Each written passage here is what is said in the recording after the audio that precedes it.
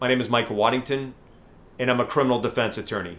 I have been aggressively defending military service members for over 20 years. If you or a loved one are stationed at Pope Army Airfield and you're suspected or accused of any crime under the UCMJ, such as an Article 120 sexual assault or sexual harassment, and your career's in jeopardy, then reach out and speak with one of our experienced military lawyers today.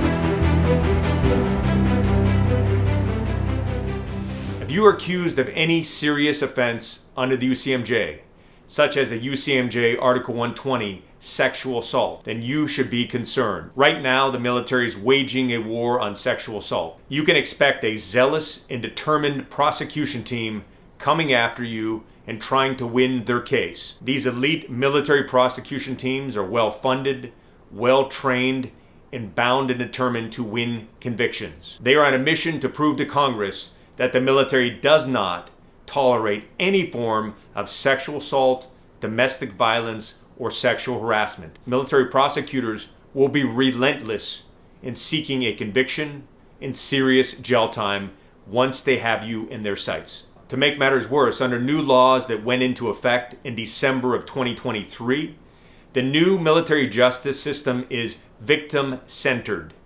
What that means to you, if you're accused, is that if a person makes an allegation against you, they are believed from the start. They won't probe the credibility of a person making an allegation.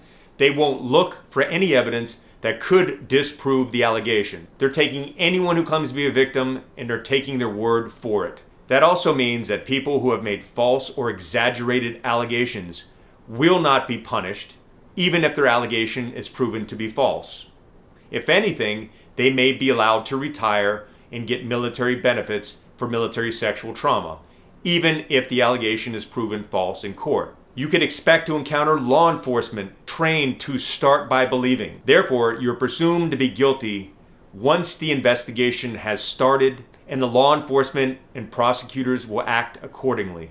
Yes, that cuts against your constitutional rights, and that cuts against what our country was founded upon and what we stand for, but that's what you can expect in the military justice system. In this new victim-centered approach, the victim, even if the victim is a lying victim, plays a key role in determining what happens to you. What could end up happening is in a case where there's no evidence, or if you're in fact innocent, the victim may still insist that you get some sort of punishment. Even if you're innocent and there is no evidence, do not be surprised that you end up at a court-martial, an administrative separation board, or receiving some sort of negative paperwork, such as a letter reprimand. If you are under investigation for any crime under the UCMJ, then you need to stand up and take responsibility for your defense. Don't become another statistic. Don't play the victim. Don't sit back hoping that someone comes to the rescue or that things are going to work out. It's time to stand up, fight for your freedom, fight for your career, and fight for your reputation.